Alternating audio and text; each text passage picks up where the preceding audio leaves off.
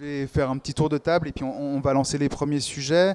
Nous avons ici avec nous Fedir Balandin qui représente Pinzel, éditeur d'Ukraine, Sekyongkil qui représente la Corée du Sud et Koka qui nous expliquera comment fonctionne cet opérateur pour notamment le webtoon et la diffusion de la culture coréenne par la bande dessinée.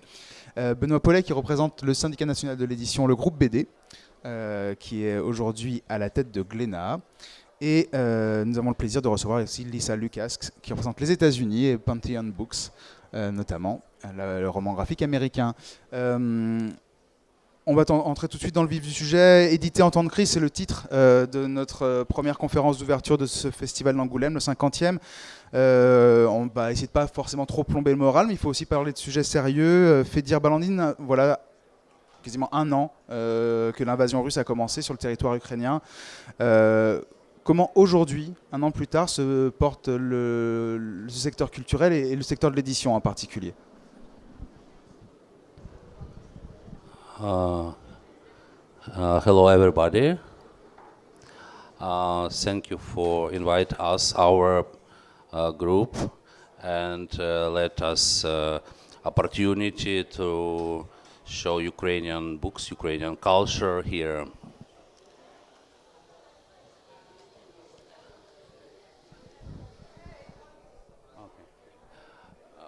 We has long way to be here with you because we have a lot of troubles in this way because now you all know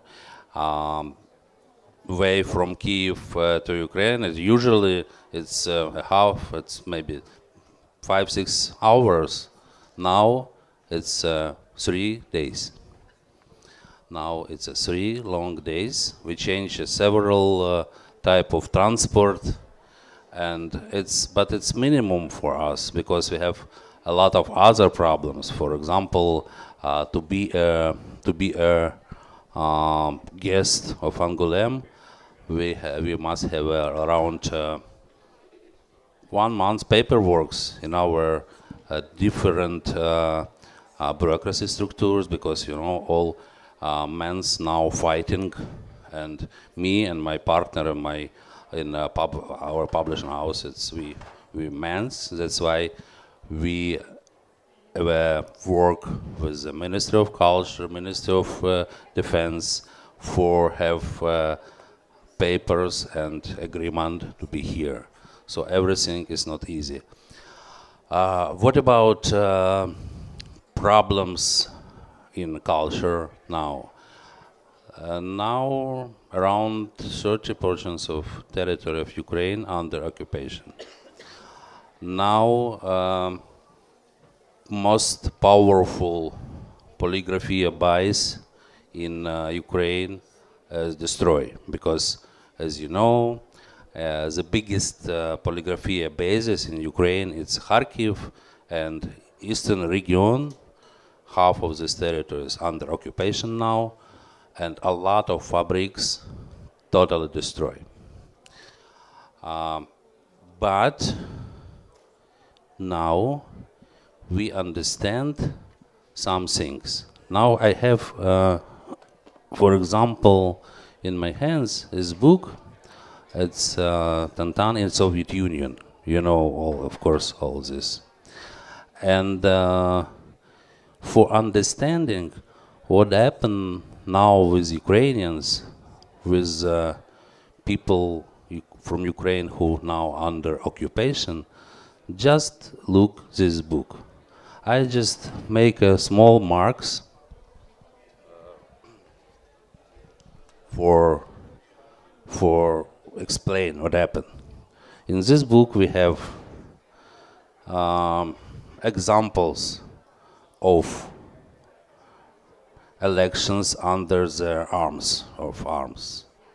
We have here poisoning and penetrations. We have illegal arrests. We have organization of mass femicides. We have, of course, KGB under journalists. we have falsifications of armed power from Russia. We have big problems, the use of useful idiots from West. You know all of this problem. We have propaganda, and from Russia we have terrorism.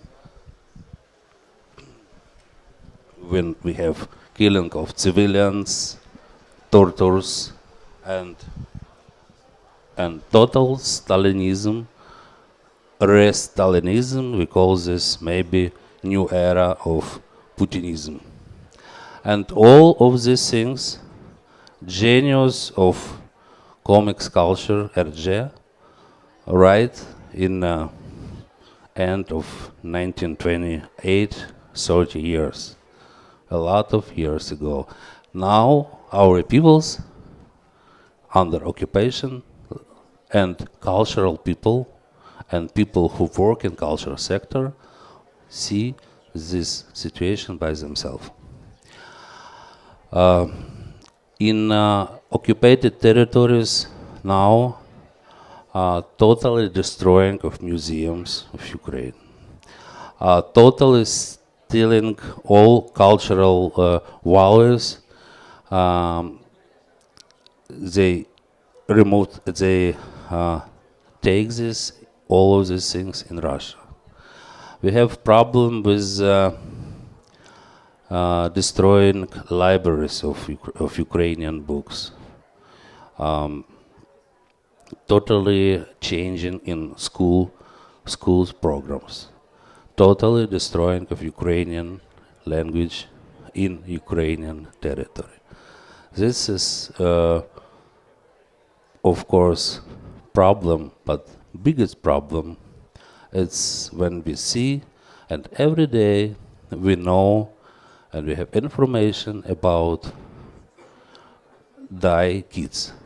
Now more than 500 kids die in this because of this war, and this only official statistic. And in this frame, if we're talking about economy and economy part of problems, in last year Ukraine lost 50% of economy. 50.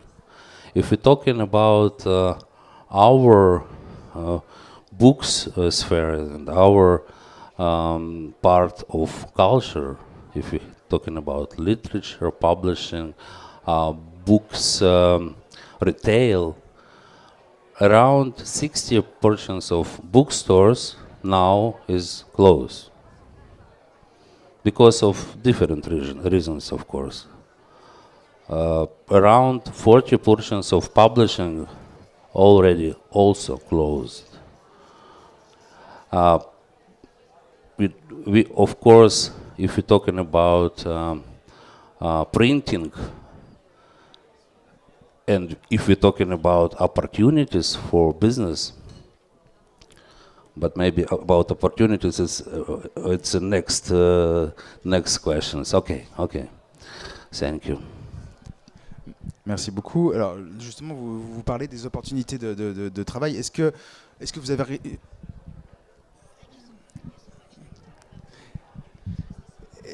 vous avez arrivé encore à avoir des relations avec les éditeurs à l'étranger, les auteurs aussi, et qu'est-ce que les éditeurs français, par exemple, puisqu'on est à Angoulême, ou les éditeurs internationaux peuvent faire aussi pour venir en aide? Look, I have another great example. It's a Brussels. Of course, you know this book. So, this book we prepare and printing in this situation, in time of war. It was not easy, of course, because our translator of this book, Ivan Repchi, he is here.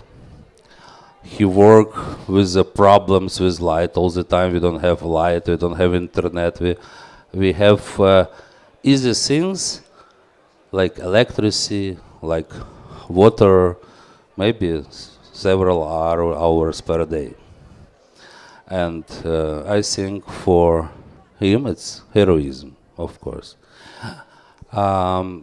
If you're talking about printing, it was a chance for small printing houses, because this book we print in very small polygraphy center. In last time, in the peace time, of course, level of this book for this polygraphy it's impossible. They're just printing some, advertisement. But they was so happy to be a part of great project, because this project we have support for this project with Embassy of Belgium, from Mary of Brussels. They all support us, and first of all, and first important, it's moral support, because when customer say, okay, print where you want to print, just do it. When our small polygraphy base prints this book, it's like a handmade. Any book is a handmade, great level handmade. And if printing process, it's around 2 days is usually.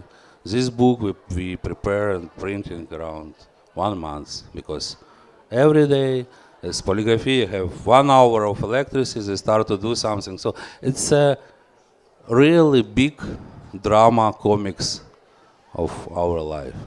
But now we have this book made in Ukraine, made under occupation of big part of Ukraine, and made under fighting. We see by our sea rockets, we see drones from Iran. We have a lot of dangerous things, but Kievites and Ukrainians fighting, and Kievites and Ukrainians start to be a little bit fatalists, and we just work and we relax ourselves in work. Merci. Alors, on réécoutera votre témoignage plus tard, je pense, sur d'autres sujets, mais du coup, je me tourne vers Benoît et vers Lisa. Quel a été l'impact? Est-ce que l'impact de la guerre en Ukraine a été direct sur les éditeurs français, le marché francophone et américain, ou est-ce que finalement c'était juste une crise de plus qui s'est ajoutée à d'autres après la pandémie, la crise du papier, le temps d'imprimeur? Benoît, pour le marché français? Oui, alors, bonjour tout le monde. Juste avant, c'est le témoignage de nos confrères ukrainiens fait relativiser nos problèmes d'éditeurs français, je tiens à le dire, parce que c'est effectivement très fort. Et je crois qu'éditer dans les conditions dans lesquelles vous le faites tient véritablement de l'exploit. Voilà, je voulais souligner ça. Voilà. Non, c'est pas une crise comme une autre, c'est pas une crise après une autre. Évidemment, ce qui est en train de se passer à l'est de l'Europe, en Ukraine, est évidemment plus fort que ce qu'on a vécu, nous, dans nos problèmes économiques. Voilà, c'est aussi pour ça que j'ai introduit un peu comme ça. On ne peut pas dire que c'est une crise de plus qui vient s'ajouter. Oui, ça, en matière pour revenir à notre activité et redescendre un peu de notre point de vue, en matière de cession de droit, évidemment, ça complique toute l'activité, évidemment, voilà. Mais pas qu'en matière de cession de droit, parce qu'en définitive, on sait bien que, à plein d'égards dans l'économie française et dans l'économie européenne, le conflit en Ukraine a entraîné des difficultés. À commencer par les difficultés énergétiques, voilà, qu'on vit tous. Et ça, ce n'est pas qu'un problème d'éditeurs français, c'est un problème du monde économique dans lequel on vit, où on a besoin de plus en plus d'énergie. Donc ça, on n'en a pas encore tout à fait les conséquences. On connaît les conséquences de la crise du papier aujourd'hui, qui s'est fait en définitive en 2 temps. Le premier temps de la crise du papier, c'était la pénurie, qui a commencé à sévir à l'été 2021, la difficulté de trouver du papier sur le marché. On avait des délais d'impression et de réimpression qui se comptaient en nombre de semaines, on est passé en nombre de mois. donc il nécessitait des anticipations beaucoup plus fortes, évidemment, avec des tirages plus aléatoires, parce qu'il fallait se couvrir contre le besoin de réimpression, donc on tirait un peu plus fort, avec moins de visibilité. Et dans le deuxième moment du papier, c'est passé concomitamment une augmentation très forte des prix d'acquisition du papier. Donc pénurie d'abord, augmentation très forte des prix du papier, puisque le tarif a plus que doublé en 18 mois, enfin, ou a doublé en 18 mois, sans compter le carton qui, lui, a plus que doublé. Voilà. Donc évidemment, le papier, c'est un élément important dans l'économie d'un livre, hein. Les éditeurs le savent bien. Et donc ça a renchéri les problèmes que l'on vivait déjà. Voilà. Mais pour répondre plus factuellement à votre question, non, la crise ukrainienne, évidemment, nous préoccupe beaucoup, à la fois pour les débouchés de nos titres, mais j'allais presque dire que ça, c'est pas le plus important, à la fois pour la stabilité et la visibilité qu'on peut avoir dans notre métier d'éditeur, parce qu'elle entraîne énormément, au-delà de ce que vous vivez, hein, pardon, hein, quand tout ça, il faut relativiser par rapport à ce que vous vivez, vous, vraiment, mais elle entraîne évidemment beaucoup de conséquences sur nos capacités, sur les coûts de notre économie. Voilà. Est-ce que, Lisa, vous tirez les mêmes conclusions que Benoît sur ce sujet? La crise ukrainienne nous impacte bien sûr au jour le jour dans les relations avec l'Europe, mais aussi vient s'ajouter malheureusement à ces problèmes de papier. Vous avez souffert également aux États-Unis de cette pénurie et cette augmentation exponentielle des coûts qui n'est pas terminée? It's been exceptionally difficult. I mean, again, nothing like trying to create a book in wartime, right, with 1 hour of electricity each day. But, you know, what's happening for us is very difficult for us to print beautiful, high-quality, 4-color comics in the U.S. The value of high-quality printing is different than it is in Europe and in Asia. And so, you know, in addition to the fact that paper has gone up, paper was hard to find. I mean, we had exactly 1 year ago, Mouse was banned in McMinn County, and I needed to get 450,000 copies online. I had 120,000 books back ordered within a week, and we ran out of stock, and we lost the buy button on Amazon in a day or two. And so in the middle of this paper crisis, in the middle of the shipping crisis, in the middle of a book that we cannot print domestically because it doesn't look good, and art's very, very, very specific about what the books need to look like and how they're printed, you know, it's a nightmare, right? So you also have an additional crisis that's laying on top, paper, right? And then you have shipping, international freight, things falling off of boats, getting stuck at the Suez Canal. I mean, we've had it all. You know, we literally lost a pallet that fell off of a ship. What in the world?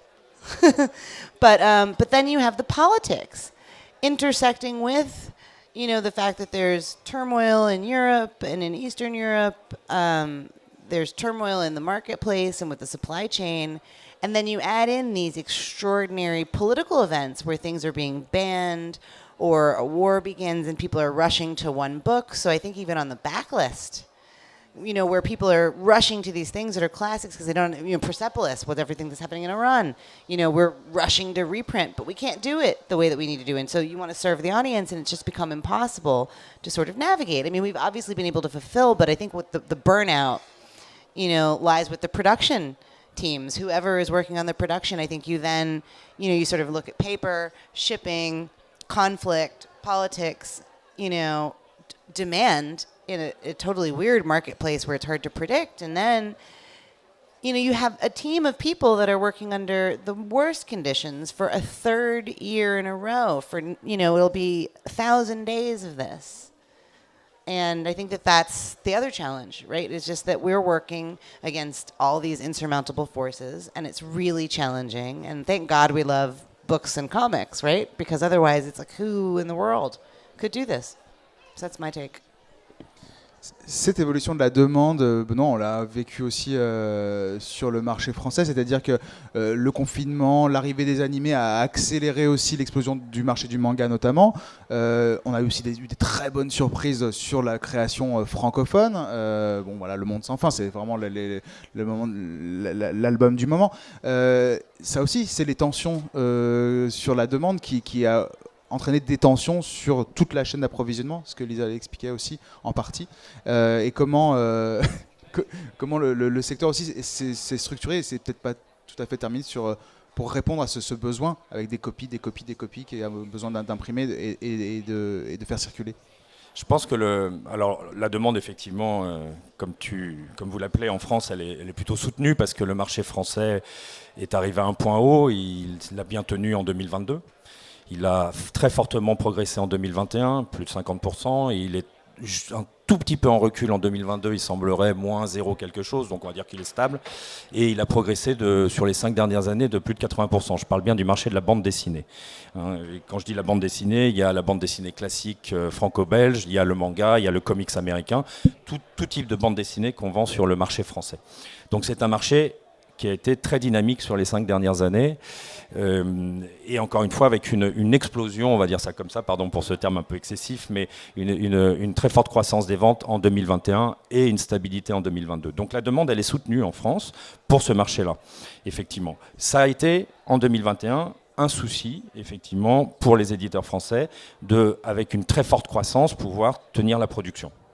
Mais le problème du papier, de l'approvisionnement et des transports, en définitive, est un problème qui vient d'un peu plus loin. C'est-à-dire que le papier qui permet de faire des livres est un papier dit graphique, qui permet aussi de faire des journaux, des imprimés publicitaires, qui permet de faire tout type d'objets sur lesquels on écrit, qui est un marché déprimé parce que des imprimés publicitaires, il y en a de moins en moins, parce que les journaux ont des diffusions qui sont de plus en plus courtes, et donc du coup, les papetiers, les fabricants de papier ont réduit leur production, ou réduisaient régulièrement leur production. Le seul qui résistait par rapport à ça, c'était le marché du livre, tel qu'on le connaît, les bandes dessinées notamment, mais tout le livre évidemment, qui est finalement une petite partie de ce marché-là. Voilà. Donc, les capacités de production se sont réduites au fil du temps. En 2020, avec le Covid, les usines du monde entier se sont arrêtées. Et à un moment donné, en 2021, au moment où l'explosion en France, là je parle de France, de la demande sur notamment le manga arrive, et bien évidemment on se retrouve avec un effet d'entonnoir, moins de capacité de production. J'ajoute là-dedans aussi la consommation de la Chine et les problèmes de transport, moins de capacité de production et une demande très forte égale goulet d'étranglement. Voilà ce qu'on a vécu, pour répondre à votre question. Est-ce que c'est en train de se stabiliser sur 2022 ? Là, vous avez parlé de 2020-2021. Ouais. Est-ce qu'en 2022, on retrouve un rythme plus classique, une fluidité dans la structuration de la production ? Alors, sur la production, les problèmes de pénurie qu'on a vécu ou de délais très longs d'approvisionnement qu'on a vécu en 2021 et 2022 semblent se stabiliser, c'est-à-dire qu'on arrive à trouver du papier dans des délais beaucoup plus raisonnables, ce qui nous permet effectivement de tirer d'imprimer avec une meilleure visibilité, et ça c'est très très bien. Après, on est resté sur des tarifs très élevés, c'est-à-dire que le tarif qui a doublé en 18 mois ou 24 mois n'est pas redescendu et on n'a aucune visibilité sur sa capacité à redescendre, donc le coût d'impression a été très fortement renchéri, ce qui nous pose des problèmes aussi économiques. Voilà. Mais au moins, on trouve le papier pour subvenir à nos besoins d'impression et à la demande. Voilà. Alors, l'inconnu là-dedans, c'est évidemment ce qui va se passer dans les prochains mois au niveau géopolitique et les problèmes énergétiques. Parce que si le papier n'augmente plus, nos imprimeurs, comme nos transporteurs, etc., ont besoin, comme nous d'ailleurs, mais eux plus que nous encore, d'énergie pour produire. Et la facture énergétique étant en train de flamber, ce n'est plus le papier qui risque de se renchérir, mais c'est le coût technique d'impression, parce que l'énergie est de plus en plus chère. Donc en définitive, encore une fois, pour rejoindre ce que vous disiez, madame, on est dans une invisibilité qui crée un stress, évidemment, éditorial. Voilà. Mais au moins on a du papier, c'est déjà pas mal. Alors, il y a un marché qui a besoin d'un petit peu moins de papier, c'est celui du webtoon, qui est porté par la Corée, puisque c'est là-bas que ce format a été inventé. Seong-gi, vous représentez la Coca, donc vous nous expliquer exactement de quoi il s'agit, et en quoi est-ce que peut-être c'est une des solutions pour s'échapper de cette crise, ou en tout cas voir un petit peu plus loin. Le webtoon, la BD numérique pourrait être une issue à ces différentes crises. Donc, oui, bonjour à tout le monde. Juste pour répondre à la question précédente, c'est concernant les éditeurs coréens, la pandémie, ainsi que les récents événements liés à la guerre en Ukraine ou à la hausse des coûts. A eu très peu d'impact chez nous. En effet, le format numérique BD est historiquement très développé dans notre pays. Donc, l'augmentation des coûts liés à l'édition papier est donc très limitée. Et nous, pour ceux qui ne connaissent pas, donc KOCA, c'est une abréviation de Korea Creative Content Agency. Nous sommes une agence gouvernementale en promotion de l'industrie des contenus culturels. Et donc, nous ne sommes pas un acteur du marché, mais on accompagne les entreprises coréennes et on subventionne. Et voilà, notre rôle, ça va être comme ça. Nous avons plusieurs missions, mais principalement de faciliter les rencontres, les éditeurs européens et les Coréens. C'est pour ça qu'on est aujourd'hui au marché international des droits à Angoulême. Et alors, je vais vous expliquer des chiffres de l'industrie de BD Webtoon en Corée du Sud. C'est ça? Oui, c'est ça. Ouais, c'est ça. Donc, suite à notre étude du marché coréen, je vais vous présenter des chiffres clés. Donc, je veux juste préciser que cette étude a été menée auprès de 3500 lecteurs de 10 ans à 69 ans. Donc, presque 72% de ces lecteurs lisent que le webtoon. Il n'y a que 2,5% lisent sur le BD en version papier. Donc, ces 72% de ces lecteurs utilisent la plateforme de diffusion pour lire des contenus. L'application la plus utilisée, c'est comme en France. Donc, il y a Naver Webtoon. Et ensuite, page Kakao Webtoon. Kakao, c'est Picoma en Europe. C'est plus connu. Non.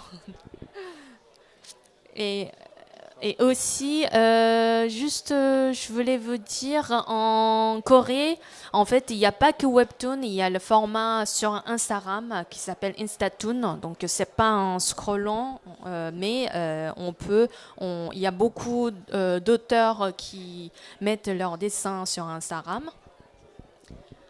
Et ensuite, la taille du marché de Webtoon. Donc, les ventes de Webtoon représentent 1570 milliards de won. C'est équivalent à 1,17 milliard d'euros en 2021. Soit une augmentation de 48% par rapport à l'année précédente. Et ce chiffre d'affaires global est donc 4 fois plus que supérieur à celui de 2017. Je vais vous expliquer brièvement qui sont les acteurs principaux du marché. Donc, différents qu'en France, nous sommes, il y a 86% de production et des studios sont occupés du marché. Et ensuite, les agences, il y a des éditeurs et il y a des plateformes. Donc, dans ces milieux d'acteurs, je voulais juste vous expliquer. C'est bon.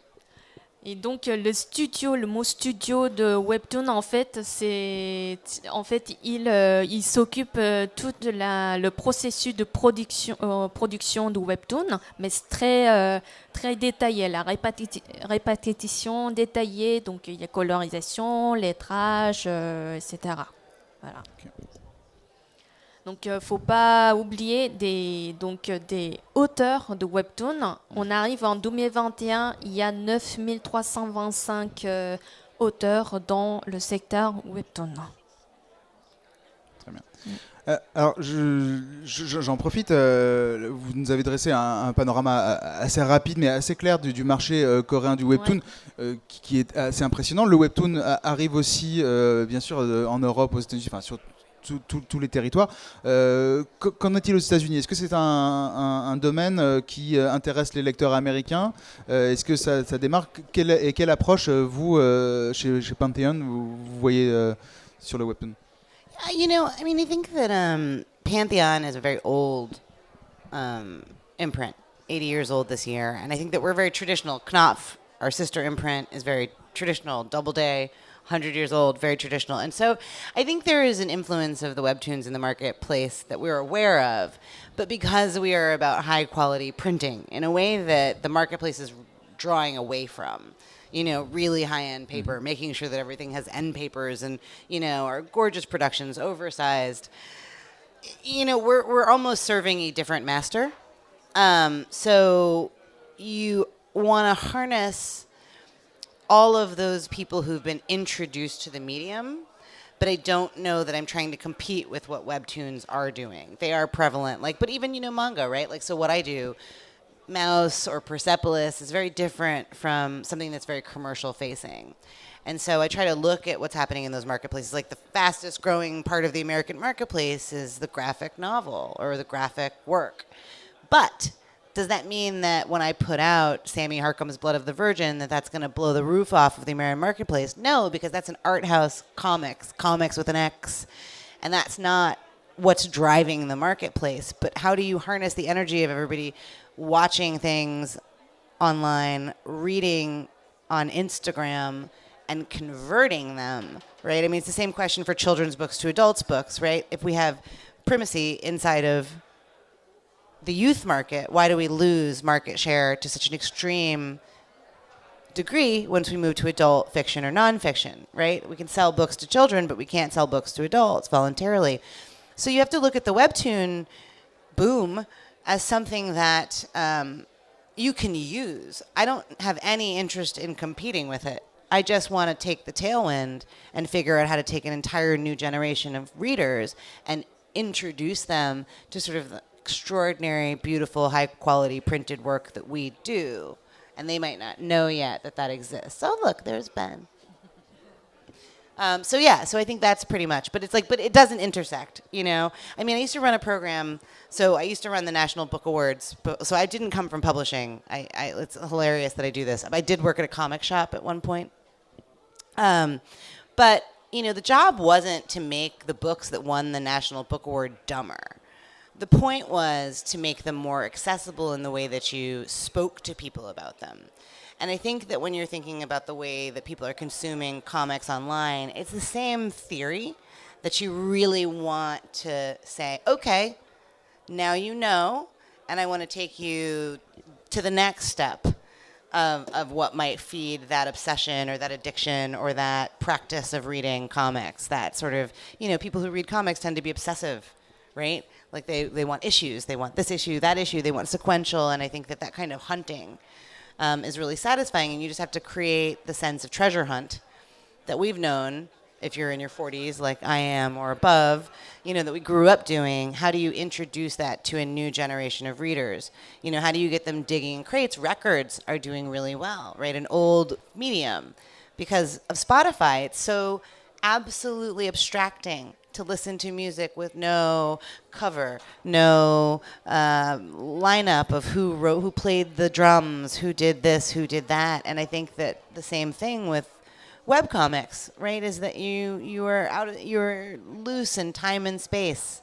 And there's something grounding about a physical book. And so just like young people are turning to records because they're listening to Spotify, but they want something material, beautiful, physical, collectible, you have to figure out how to show them. But people have been really smart. Artists like Frank Ocean or, you know, Tyler, the Creator, have been really cool about like making these special covetable things. And so I think it's going to be in part to the folks who are producing webtoons to sort of figuring out how to make physical media that then pivots them back towards, and so that we share the market. I mean, not that anybody wants to give up any market share. En France, vous êtes sur la même problématique. Le webtoon arrive, effectivement, c'est une façon d'amener un nouveau public à la lecture, à quelque chose de feuilletonnant. Comment vous voyez la chose, les éditeurs français? Je sais que vous n'êtes pas tous d'accord sur la question, d'ailleurs. Vous avez des stratégies différentes. Mais en tout cas, c'est un sujet que vous ne voulez pas passer à côté. Et la Cocotte, d'ailleurs, peut vous aider là-dessus avec le lien pour les opérateurs. Oui. Juste avant, je suis assez frappé par la première slide que vous avez montrée, où on voit l'utilisation, la consommation du webtoon en Corée et la consommation du papier, du livre papier en Corée. Je pense qu'en France, on est à peu près à front renversé. C'est la même chose, mais inversé. En exagérant un peu. C'est-à-dire que globalement, le livre numérique en France existe depuis 20 ans.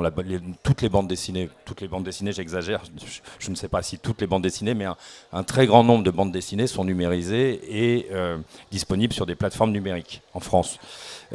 Et pour autant, cette lecture-là de la bande dessinée, cette consommation-là de la bande dessinée en France n'a pas tellement pris pour l'instant. Et quand je dis depuis longtemps, c'est bien depuis 15 ans que Isneo existe, par exemple. Donc, le marché français de la bande dessinée est avant tout un marché du produit physique, du produit papier, de l'objet. Il y a encore une force de l'objet en France. Et néanmoins, effectivement, on voit apparaître aujourd'hui les initiatives de Corée. On sait que le manga, qui est très, très, très fort en France, la France est le deuxième pays dans lequel se vend le manga derrière le Japon. On sait que le manga au Japon, à plus de 50%, est consommé d'un point de vue numérique. Donc, évidemment, le numérique nous préoccupe. Voilà. Ce que l'on pense, c'est que jusqu'à maintenant, les bandes dessinées dites européennes, franco-belges, celles qu'elles étaient conçues, n'étaient pas conçues pour des écrans. Elles étaient conçues pour du papier, pour une feuille, et découpées. Les découpages étaient faits comme tels.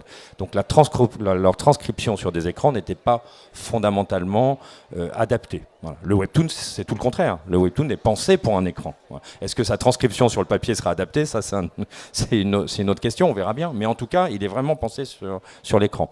Donc, ce sont des initiatives, et plus que des initiatives, maintenant c'est un véritable marché en Corée, qui nous préoccupe et qui nous interroge, évidemment. Voilà. Donc il y a plein d'initiatives qui commencent à fleurir en France. Il y a déjà les arrivées des plateformes Picoma, Webtoon, de Never et Kakao. Mais il y a aussi des initiatives franco-françaises dans le groupe Média Participation d'Argo Dupuis Lombard. Il y en a chez Delcourt, il y en a chez Ankama, etc., etc.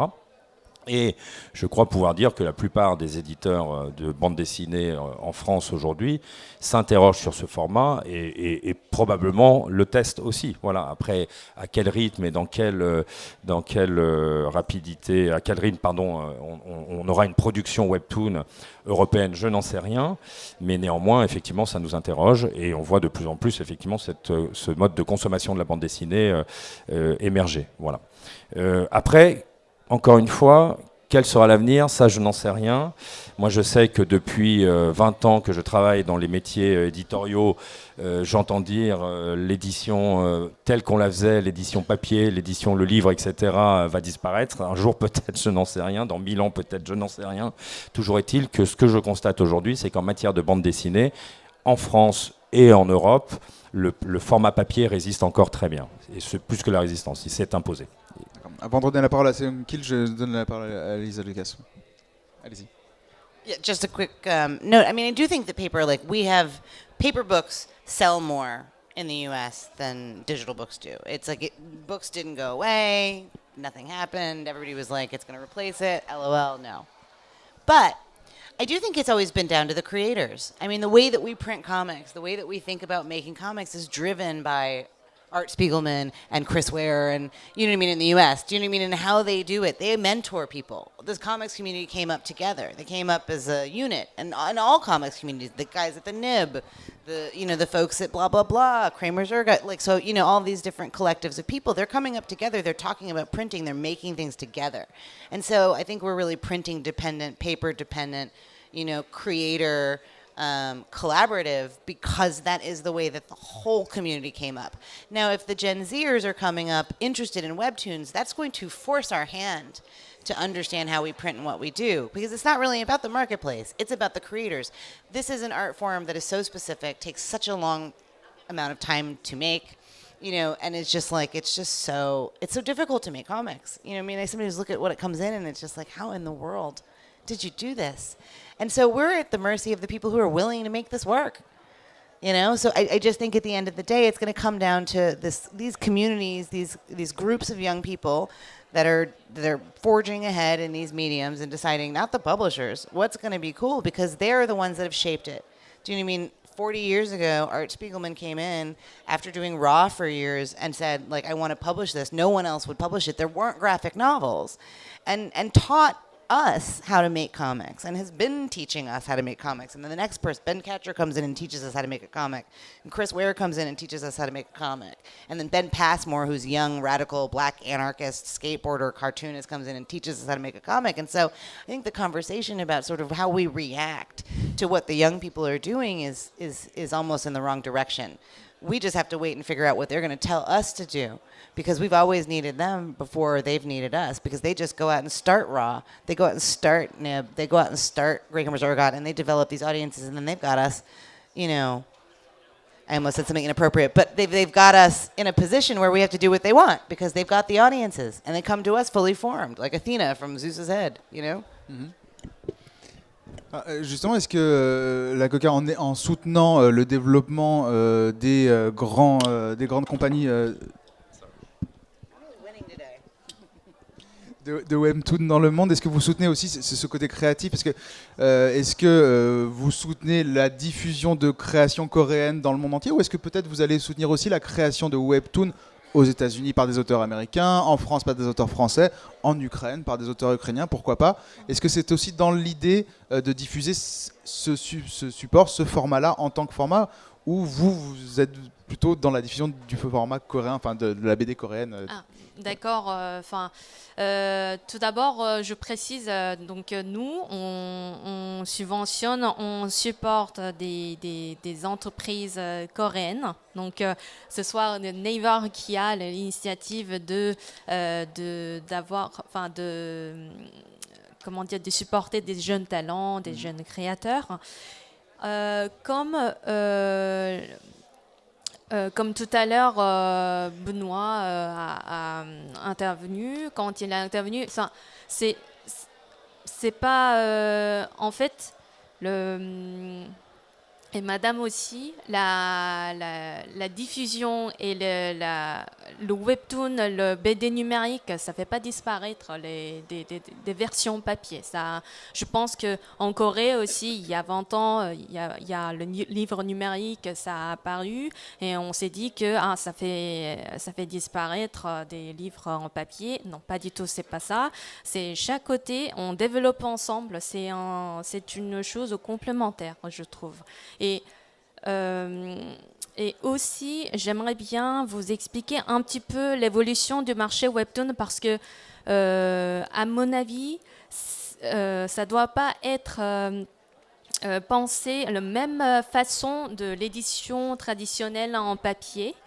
Et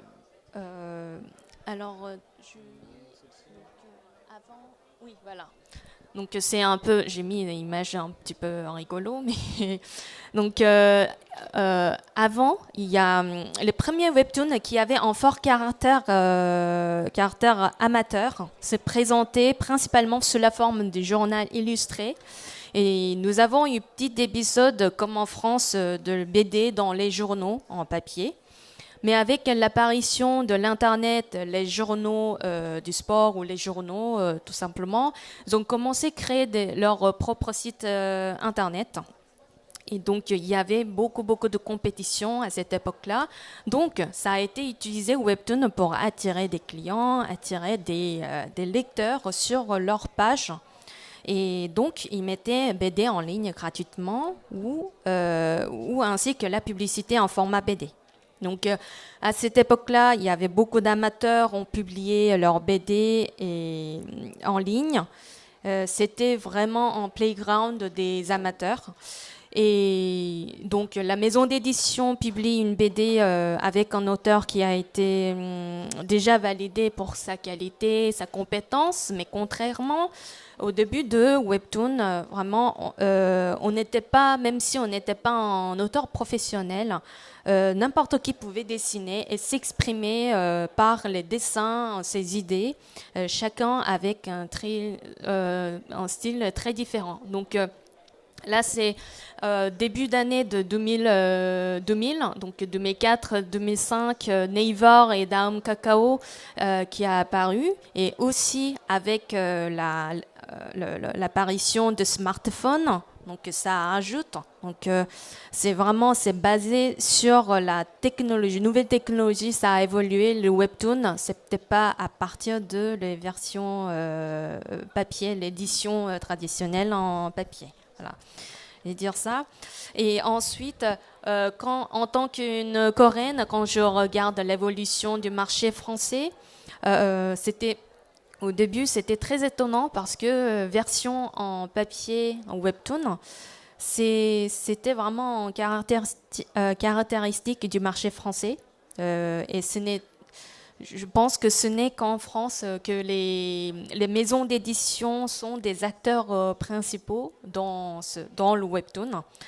Mais ça représente en fait, comme tout à l'heure on a vu, la vente, ça explose BD ou manga en 2020 ou 2021.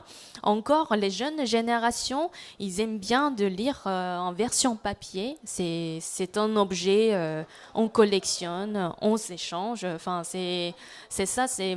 En fait, le webtoon, c'est qu'un support, c'est un format qui était parti de Corée, mais on peut très bien trouver un créateur webtoon pour une jeune génération avec créateurs français, américains ou ukrainiens. Voilà, très bien, merci sur cette partie création. Alors, il nous reste moins de 10 minutes, donc je vais quand même essayer de donner la parole au public. Si vous avez des questions, vous levez la main, on vous tend un micro, et rapidement, sauf si vous n'en avez pas. Mais je serais surpris de ne pas voir une main se lever. Oui, madame là-bas, à gauche. Merci. Bonjour, merci pour cette rencontre. Léonore Porchet du Festival BD-Phil à Lausanne, en Suisse. Actuellement, on est en train en Suisse de revoir toute la logique autour de la culture, pas seulement la bande dessinée, mais globalement la culture. Et on voit que les artistes et les institutions sont très préoccupés par la crise climatique. Et comme c'est le sujet, les questions de la crise de cette rencontre et qu'on n'en a en fait pas parlé, je me demandais si on a parlé du papier par exemple, mais en Suisse on imprime par exemple beaucoup en France et en Italie parce que c'est moins cher. Et c'est en fait évidemment d'un point de vue écologique problématique. Et donc voilà, je me demandais si de ce côté-là vous aviez aussi des questions qui se posaient, mais éventuellement des solutions. Alors, je ne sais pas si on pourra dire toutes les solutions en quelques minutes. Quelle est votre réponse par rapport à une crise climatique? Est-ce que vous la liez à la crise énergétique? Est-ce que vous la liez à autre chose? Parce que ce n'est pas que ça. Lisa, Benoît?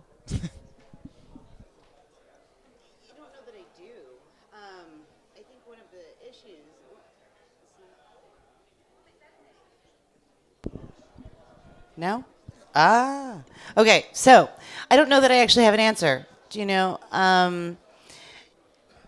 It's paper heavy, it's printing heavy, it's ink heavy. We make a thing that's not good for the world. But, I think the offices work in a huge corporate, Penguin Random House, and I think that there have been lots of initiatives to sort of curb waste in our work process, right? To not print out everything, to use iPads, to make sure that we're, thinking about conservation as we do our jobs and moving away from waste. We print shorter runs. I think on-demand printing is something that can be very helpful. We don't like the quality, and so we very rarely do it. For me, for my soul, I believe that the social ills of not reading books and not having physical things that you can pass along a prison, that you can pass along in a library, a physically accessible thing. I think it's contagious that it's like the social good that is done from building nations of readers and serving them with virtuous, nourishing work is worth some of the damage that we're doing, you know, but I think that we have to just always work towards conservation and not away from it. You first. C'est effectivement une question très compliquée, hein, la tension entre ce que l'on fait, ce que l'on édite, comme vous le disiez madame, l'utilité que ça a et les, entre guillemets, les efforts qu'on demande à la planète pour pouvoir faire ça. Je pense que le livre, en tout cas la bande dessinée telle que je la connais, essaye tous les jours d'être dans un cycle de plus en plus vertueux. Mais oui, il y a des encres, oui, parfois il y a des vernis, ce qui est pire encore que les encres. Néanmoins, on est sur des circuits qu'on essaye d'être le plus court possible. En bande dessinée, on imprime beaucoup. En bande dessinée française, hein. On imprime beaucoup local, hein, puisqu'on imprime beaucoup en France, en Belgique, en Italie, en Espagne. Donc dans un cercle assez concentré, hein, on n'a pas besoin d'aller imprimer en Chine une bande dessinée, par exemple, hein, pour prendre cette image un peu caricaturale. Voilà. Donc il y a ces efforts que l'on fait sur les transports, il y a les efforts que l'on fait en utilisant des papiers qui sont recyclés, en utilisant des papiers qui viennent de forêts gérées durablement. Évidemment, tout éditeur veut limiter ses retours, ses invendus.